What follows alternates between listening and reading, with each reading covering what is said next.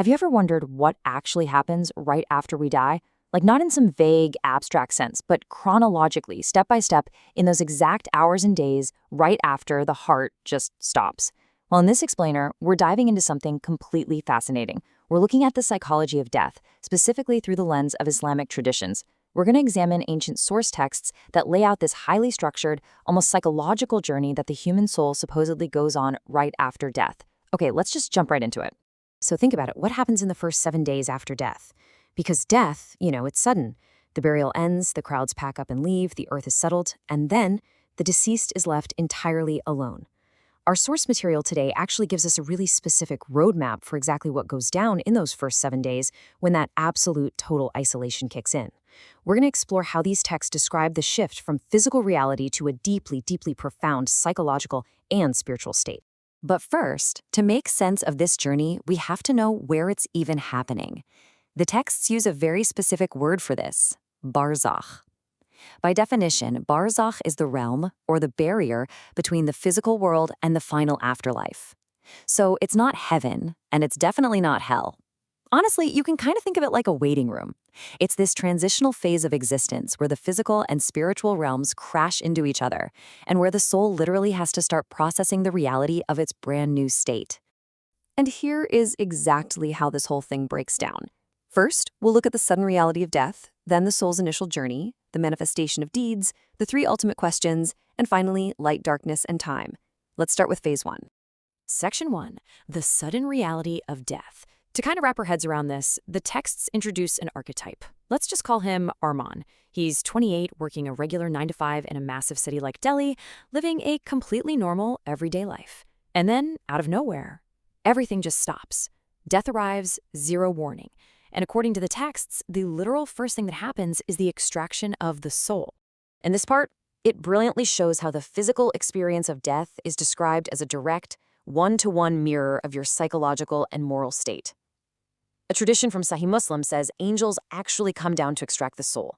Now, for a righteous soul, someone who lived with a clear conscience, this exit is perfectly smooth. The texts describe it like a single drop of water just effortlessly slipping out of a jug.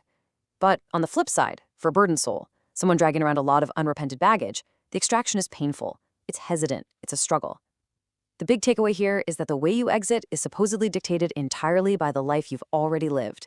Which takes us right into phase 2, the soul's initial journey. Because once the soul is pulled out, it doesn't just instantly pop into the grave. There's this super brief, highly symbolic trip that happens between the physical world and the heavens. First, the angels carry the soul up. For a peaceful soul, it's like a VIP entrance. The doors of the heavens open up one by one, they're hit with this incredibly beautiful fragrance, and their name gets recorded in this high place called Illiyun before they're gently placed back down to earth. But for the burdened soul, the texts say those heavenly doors just stay shut. They are completely denied entry, and the soul's abruptly dropped back down to the physical grave to start the next phase. So now the soul is back in the grave. And guys, this brings us to what might just be the most intense psychological moment in this entire explainer. There's this striking tradition from Sahih Bukhari that says as the burial wraps up, the deceased literally hears the footsteps of their loved ones walking away. Just pause and imagine that level of psychological isolation for a second.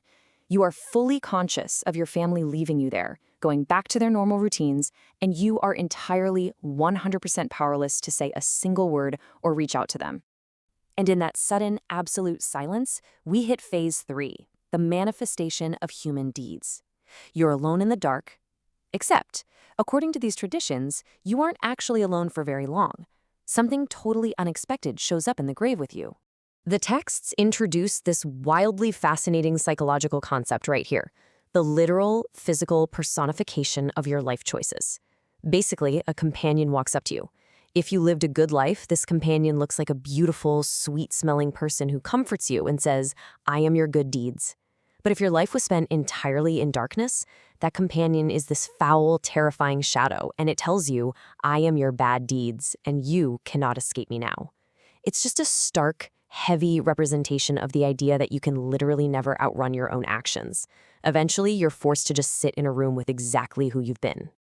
And that intense self-reflection leads right into phase 4, the 3 ultimate questions.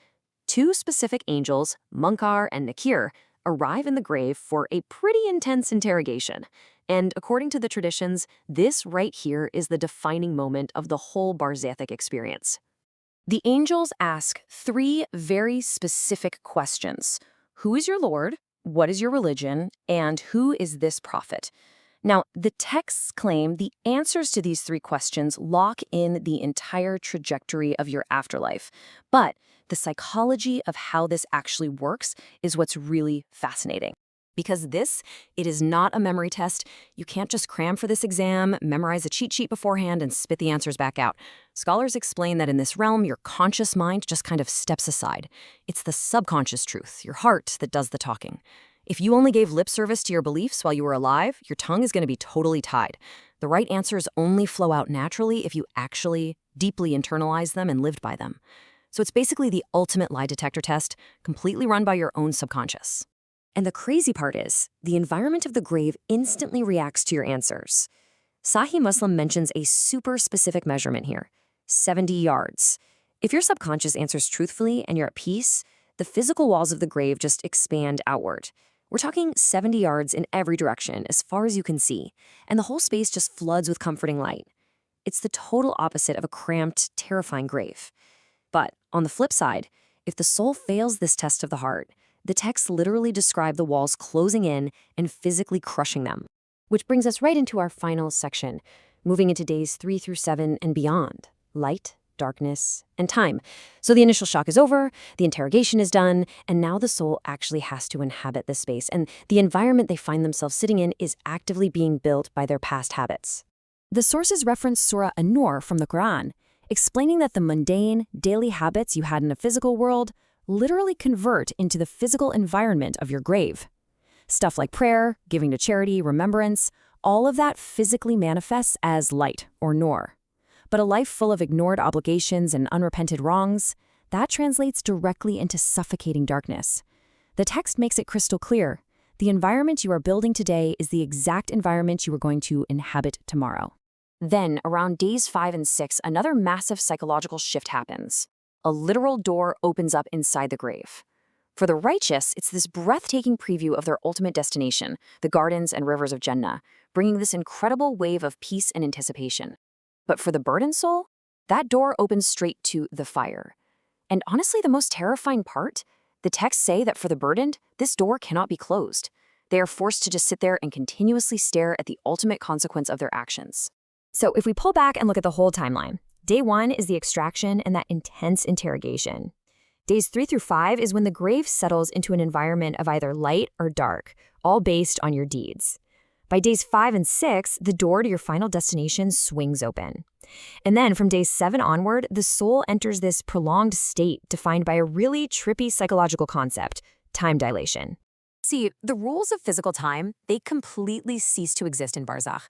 Your perception of time relies 100% on your inner psychological state. For the peaceful soul chilling in the light, the texts say hundreds of years will fly by feeling like nothing more than a quick, sweet, really refreshing nap. But for the tormented soul sitting in darkness, their inner turmoil warps reality so severely that every single second feels agonizingly long. Every second feels like an entire year. Your mental state literally dictates your reality of time until the day of judgment. To bring all of these traditions together, let's look at a quote from Prophet Muhammad. "The grave is the first stone of the afterlife." Honestly, that perfectly sums up everything we've talked about in this explainer. The source material is adamant that death isn't just someone pulling the plug on life. It's a continuation. Your present earthly reality is structurally, intimately tied to your spiritual future. And that brings us to the very end of our explainer, leaving us with a seriously profound psychological reflection to chew on. The traditions we've unpacked today suggest that the afterlife isn't just some arbitrary judgment handed down from above.